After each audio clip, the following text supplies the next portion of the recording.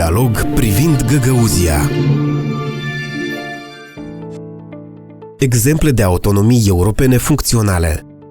În procesul de dialog dintre Chișinău și Comrat sunt studiate practicile europene de funcționare a autonomiilor teritoriale, în particular Tirolul de Sud din Italia și insulele Åland din Finlanda, două autonomii cu adevărat funcționale. Tirolul de Sud se află în zona de frontieră în cea mai nordică parte a Italiei, la hotarul cu Austria și Elveția. În prezent, acest teritoriu are autonomie, care este bazată pe mai multe negocieri. Autonomia este statuată prin legea constituțională din 1972. Iar pentru implementarea prevederilor din statut a fost creată o comisie permanentă, compusă din reprezentanți ai autonomiei și autoritățile centrale de la Roma, pentru a dialoga și găsi soluții pe diferite subiecte. Autonomia extinsă a Tirolului de Sud prevede un sistem de cote lingvistice, prin care asigură o împărțire proporțională a posturilor publice între germani și italieni. De asemenea, grupurilor lingvistice le este garantată educația în limba maternă, inclusiv a vorbitorilor de limba ladină. Situația insulelor Åland, o provincie autonomă și demilitarizată a Finlandei, a fost în vizorul Ligii Națiunilor. Cele aproximativ 6500 de insule au fost parte a regatului suedez până în anul 1809, când Suedia a pierdut Finlanda și insulele Åland în favoarea Rusiei. Ulterior, în 1917, insulele Åland au devenit motiv de dispută dintre Suedia și Finlanda. În urma negocierilor, insulele Åland au rămas parte a Finlandei, cu propriul parlament, guvern și o singură limbă oficială, suedeza. Atât experiența insulelor Åland cât și cea a Tirolului de Sud demonstrează că dialogul, delimitarea competențelor și găsirea compromisurilor sunt vitale pentru asigurarea unei autonomii funcționale.